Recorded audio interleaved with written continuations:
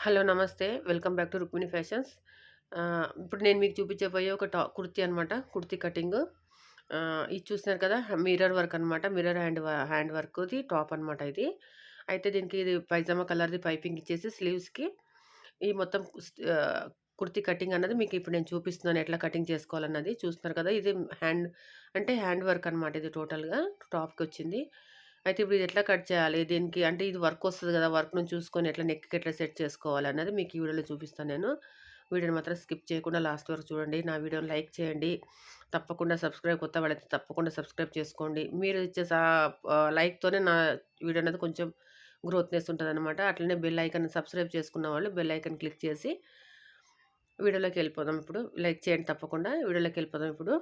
చూడండి ఇప్పుడు నేను కటింగ్ చూపిస్తున్నాను మీకు నేను. కటింగ్‌లోకెళ్తే క్లాత్ ఉంది కదా! లైనింగ్ క్లాత్ అనమాట నేను ఫస్ట్ తీసుకుంది. ఏ ఏ దానికైనా కూడా ఫస్ట్ లైనింగ్ క్లాతే కట్ చేసుకోవాలి. నీట్‌గా ఐరన్ చేసుకొని సెట్ చేసుకోవాలనమాట క్లాత్‌ని. అయితే 4 ఫోల్డ్ వేస్తున్నాను ఇది. ఎందుకంటే లెంగ్త్‌లో లేదు ఈ క్లాతు. సో, దానివల్ల నేను ఇట్లా వెడల్పులోనే 4 ఫోల్డ్ చేసుకున్నాను. ఒకవేళ లెంత్ ఉంటే మాత్రం డబల్ ఫోల్డ్ వస్తుంది. ఈ ఫోల్డ్ వేరే ఉందనమాట. 2 మీటర్ క్లాత్‌ని ఇట్లా 4 ఫోల్డ్ చేసుకొని నీట్‌గా సెట్ చేసుకుంటున్నాను. ఐరన్‌తో కానీ లేకపోతే హ్యాండ్‌తో కానీ నీట్‌గా ఇట్లా సెట్ చేసుకోవాలనమాట. ఏదైనా కానీ మెయిన్ పీసు కంటే కూడా ఐరన్ పీస్ అనేది నీట్‌గా మీరు లైనింగ్ క్లాత్ అనేది నీట్‌గా ఐరన్ చేసుకుంటే మీకు కటింగ్ అనేది చాలా బాగొస్తదనమాట. ఫస్ట్ వచ్చేసి నేను పైన ఉన్నది కొంచెం కోర్ లాగా ఉంటది కదా! అది తీసేస్తున్నాను. అది ఉంటే కొంచెం బావుండదు. ఫినిషింగ్ అనేది కూడా బావుండదు. సో, పైనకి ఒక హాఫ్ ఇంచ్ మార్జిన్ వదిలేసుకొని నేను ఈ షోల్డర్ పెడుతున్నాను దీనికి. చిన్న సైజ్ అనమాట. Front neck 6 inch, back neck 6 inch అనమాట. అయితే ఇప్పుడు ఈ కటింగ్‌కొచ్చేసి నేను ఫ్రంట్‌కి డౌన్ ఉంది కాబట్టి షోల్డర్ 13 ఉంది. అయితే 13కి నేనేం చేసినానంటే 3 ఇంచెస్ మైనస్ చేసి డౌ ఒక 6 ఇంచెస్ పెట్టుకున్నాననమాట. 5 ½ పెట్టుకున్నాను. 5 ½ షోల్డరు, 5 ½ ఆర్మోలు. ఓకేనా? అయితే ఇప్పుడు చెస్ట్ వచ్చేసి 32 కదా! 8 ఇంచెస్‌కి మార్కింగ్ వేసుకుందాం అక్కడ. షోల్డరు 5 ½ ఆర్మోలు 5 ½ అండ్ చెస్ట్ వచ్చేసి 32 వెస్ట్ వచ్చేసి 26 అయితే 20 అదే నేనేం చేసినానంటే పైనుంచి వెస్ట్ సైజ్‌కి 13కి ఏసుకున్నాను. ఎందుకంటే 13 ½ ఎందుకంటే చిన్న సైజ్ కాబట్టి చిన్న సైజ్‌కి వేసుకోవాలి మనము. ఓకేనా? చూడండి ఇప్పుడు చెస్ట్‌కి 4 పార్ట్ అనమాట. నాకు 32 ఉంది కదా! 32లో నాలుగవ భాగము 8 ఇంచెస్ వస్తది. సో, 4 ఫోల్డ్ మీద 8 ఇంచెస్ పెట్టుకొని ఇప్పుడు వెస్ట్‌ది 26 కదా! 13 పెట్టుకున్నాను. అక్కడ ఎంతెంత మార్కింగ్ ఉందో ఆ వెస్ట్‌కి, చెస్ట్‌కి మార్కింగ్ వేసుకొని ఇట్లా హిప్ కూడా 32 అనమాట. అయితే పైనుంచి హిప్‌కి నేను 19 ఇంచెస్ పెట్టుకున్నాను. టాప్ నుంచి కిందికి డౌన్‌కి బాటమ్ సైడ్‌కి 19 ఇంచెస్ పెట్టుకున్నాను. స్లిట్ సైడ్ అనమాట. స్లిట్ కోసమని. అంటే మనం చాక్స్ వస్తాయి కదా! అక్కడికి. అది 32 ఇంచెస్ అనమాట. చెస్టు, హిప్పు 32 అండ్ వెస్ట్ మాత్రం 26 ఇది మీరు గుర్తుపెట్టుకోండి. లెంత్ వచ్చేసి నాకు 33 టోటల్ లెంత్. అయితే లైనింగ్ మాత్రం 33నే పెట్టుకుంటున్నాను. మెయిన్ పీస్ మాత్రం 35 పెడుతున్నాను. ఎందుకంటే ఇది ఫోల్డింగ్‌లో లైనింగ్ లోపలిది కొంచెం పైకుండాలి. మెయిన్ పీస్ అనేది కొంచెం కిందకుండాలి. సో, దానివల్ల అనమాట. ఇప్పుడు ఒక 1 ½ ఇంచ్ మార్జిన్ పెట్టుకొని మొత్తం నేను మార్కింగ్ వేస్తున్నాను చూడండి. ఇట్లా మార్కింగ్ వేసుకొని స్లిట్ కోసమని ఒక 1 ఇంచు అండ్ ఎక్స్ట్రా మార్జిన్ కోసమని ఒక 1 ½ ఇంచు. ఇప్పుడు కట్ చేసుకుందాం. హార్మోల్ వచ్చేసి నాకు 7 ఇంచెస్ అనమాట. 14 ఇంచెస్ ఆర్మోల్ ఉంది. సో, అంతా సెట్ చేసి ఇట్లా కట్ చేసుకోవాలనమాట. మన హార్మోలు, shoulder, neck, front neck, back neck మొత్తం సెట్ చేసుకోవాలి మనం కట్ చేసినప్పుడు. ఓకేనా? ఇప్పుడు ఇట్లా కటింగ్ అయింది కదా! మనం వెస్ట్‌కి, హిప్‌కి, చెస్ట్ దగ్గర ఉన్న హార్మోల్‌కి కచ్చకాలు పెట్టుకోవాలి. అక్కడి నుంచి మనకు గుర్తుంటది.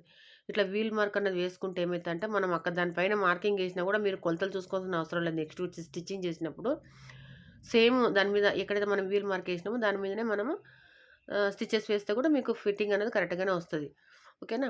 ఇప్పుడు మెయిన్ పీస్ ఉంది కదా! మెయిన్ పీస్ కూడా అట్లే ఫోల్డింగ్‌లో ఉంటే అట్లనే కట్ చేయొద్దు. దాన్ని ఐరన్ చేసుకొని నీట్‌గా సెట్ చేసుకోవాలి. వర్క్ ఏసినది పీస్ చూడండి నేను చూపిస్తుంది వర్క్ ఏసింది. దాన్ని ఫోల్డ్ నీట్‌గా 2 అంటే పైన నెక్ దగ్గర 2 పీసెస్ అంటే నెక్ 2 సైడ్ ఉంటది కదా! దాన్ని సెట్ చేసుకోవాలి. నెక్ మెయిన్ అన్నది మధ్యలో కరెక్ట్ సెట్ చేసుకొని నీట్‌గా ఐరన్ చేసుకొని ఏ పీస్ అన్నా కూడా నీట్‌గా ఫినిషింగ్‌తోని చేయాలి పని. నిదానంగా నీట్‌గా చేసుకుంటే ఫినిషింగ్ అనేది చాలా బాగొస్తది.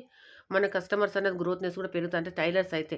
మన ఒకళ్ళ ఇంట్లో మనమే కుట్టుకున్నట్లయితే మనది ఇంట్లో మన కూడా ఫినిషింగ్ అనేది చాలా బాగొస్తది. ఎవరైనా కూడా అడిగినారంటే ఫినిషింగ్ బాగుందంటే ఎవరైనా ఖచ్చితంగా అడుగుతారు. ఇది ఎవరు స్టిచ్ చేసినారు? ఎట్లా? ఏంటి? అని. అట్లాగా మనం కూడా పని అన్నది కొంచెం నీట్‌గా నిదానంగా చేసుకుంటే వర్క్ అన్నది చాలా బాగుంటుందన్నమాట. ఏ పని చేసినా నిదానంగా చేసుకొని నీట్‌గా చేసుకుంటేనే చాలా బాగుంటది. సో, ఎందుకంటే ఉన్న ఎక్స్‌పీరియన్స్‌తో నేను చెప్తున్నాను ఇది. ఓకేనా. ఇప్పుడు ఇట్లా 2 ఫోల్డ్స్ వేసుకొని బ్యాక్ పార్ట్ డౌన్ కిందకేసుకోవాలి. మెయిన్ పీస్ దాని పైన వేసుకోవాలి. ఎప్పుడైనా సరే మెయిన్ పీస్ అనమాట. వేసుకొని ఇట్లా కొంచెం లైనింగ్ కంటే కూడా మెయిన్ పీస్ అనేది ఒక 1 ఇంచ్ ఎక్స్‌ట్రానే పెట్టుకొని కట్ చేసుకోవాలి. చూడండి ఇట్లా కటింగ్ అయిపోయింది. ఇప్పుడు బ్యాక్ పార్ట్‌కి నెక్ కట్ చేసుకుందాం. ఫ్రంట్ పార్ట్‌కి అయితే ఆల్రెడీ నెక్ ఉంది కాబట్టి ఇది సారీ ఫ్రంట్ పార్ట్‌కి ఎక్స్ట్రా కటింగ్ తీసేసుకుందాం ఫస్ట్ మనం ఒక హాఫ్ ఇంచు. తర్వాత బ్యాక్ పార్ట్ నెక్ కట్ చేసేస్తాం. ఎందుకంటే బ్యాక్ పార్ట్ నెక్ దాంట్లో ఫ్రంట్ పార్ట్‌కి ఆల్రెడీ వర్క్ ఉంది కాబట్టి సో, దాన్ని మనం తిప్పేసుకోవడం అంతే. క్యాన్వాస్ ఏసి తిప్పేసుకుంటా నేను. ఇప్పుడు దీనికి బ్యాక్ పార్ట్‌కి కొంచెము బ్యాక్ పార్ట్ నెక్ తీసుకుంటున్నాను నేను. ఎక్స్ట్రా కటింగ్ అంటే ఫ్రంట్ పార్ట్ చేసినాను. అది బ్యాక్ పార్ట్‌లో కొంచెం ఎక్స్ట్రా కొంచెం ఏదో అనిపించింది అందుకే కట్ చేసినా దాన్ని. బ్యాక్ పార్ట్ డౌన్‌కి నేను 6 ఇంచ్ అనమాట. దీనికి డోరీ కూడా వేస్తున్నాను. కొంచెం ఎందుకంటే షోల్డర్ చిన్నది కాబట్టి షోల్డర్ డ్రాప్ కాకుండా ఉండాలనేసి ఇట్లా కటింగ్ అయిపోయింది. చూసినారు కదా! ఇట్లా కటింగ్ అనేది నీట్‌గా మీరు నా వీడియో అర్థం కాకపోతే మళ్ళీ ఒకసారి కూడా చూసి నేర్చుకోండి. నేర్చుకొని నాకు కామెంట్ చేయండి. మీరు మీరు కుట్టుకొని నాకు కామెంట్ చేయండి ఎట్లా ఉందని. మీకు ఏదైనా డౌట్స్ ఉన్నా కూడా చెప్పండి. నేను ఆన్సర్ చేస్తాను. ఓకేనా. ఇప్పుడు స్లీవ్స్ కటింగ్ చేద్దాం. దాంట్లో లైనింగ్‌లో మిగిలిన ఎందుకంటే పైనున్న క్లాతు పేపర్ కాటన్ అనమాట. చాలా పల్చగా ఉంది. సో, దానికి లైనింగ్ వేసి కట్ చేద్దామని లైనింగ్ పీస్ తీసుకున్నాను. 3 ఇంచెస్ స్లీవ్ లెంత్, విడ్త్ వచ్చేసి 5 ½ అంటే నాకు 11 ఇంచులు రౌండు, 3.5 లెంత్. ఓకేనా. ఇప్పుడు హార్మోల్ వచ్చేసి నేను 7 పెట్టుకోవాలి ఇక్కడ నుంచి. మన హార్మోల్ టాప్ కానీ అండ్ స్లీవ్స్ కానీ హార్మోల్ అనేది ఒకటేలాగా సెట్ చేసుకోవాలి. అది వేరే ఇది వేరు ఉంటే స్టిచ్చింగ్ చేసినప్పుడు ప్రాబ్లమ్ అవుతుంది. సో, అది మీరు గుర్తుపెట్టుకోవాలన్నమాట. 5 ½ పెట్టేసినాను. ఇప్పుడు నేను హార్మోల్ టాప్‌కి ఎంత పెట్టినానో దానికి సేమ్ ఈవెన్‌గా స్లీవ్స్ కూడా అంతే పెట్టుకోవాలి. ఎక్కడ కూడా ఈ స్లీవ్స్ కానీ టాప్ కానీ ఎక్కువ తక్కువలొస్తే స్టిచ్చింగ్ చేసినప్పుడు ఫిట్టింగ్ అనేది కరెక్ట్‌గా రాదు. సో, మీరు అట్లా గుర్తుపెట్టుకొని చేసుకుంటారని అనుకుంటున్నాను. అయిపోయింది స్లీవ్ కటింగు. ఎక్కడెక్కడ మనకు గుర్తులు కావాలో అక్కడక్కడ చిన్న చిన్న కచకలు పెట్టుకుంటే అది మీకు స్టిచ్చింగ్ చేసినప్పుడు ఈజీగా ఉంటది. ఓకేనా. సరే. ఇప్పుడు స్లీవ్స్‌కి ఎక్స్ట్రా కటింగ్ అన్నీ అయిపోయినాయి. మెయిన్ పీస్ కూడా నేను కట్ చేస్తున్నాను చూడండి. మెయిన్ పీస్ కూడా ఫోల్డ్ వేసేసి లైనింగ్ అయింది. ఇప్పుడు మెయిన్ పీస్ అనమాట. చూస్తున్నారు కదా! ఇట్లా పెట్టేసి కట్ చేస్తున్నాను. ఓకేనా. నా వీడియో నచ్చినట్లయితే లైక్ చేయండి, షేర్ చేయండి. కొత్త వాళ్ళుంటే తప్పకుండా సబ్స్క్రైబ్ చేసుకోండి. లైక్ చేసి సబ్స్క్రైబ్ చేసుకున్నోడు బెల్ ఐకాన్‌ని క్లిక్ చేయండి తప్పకుండా.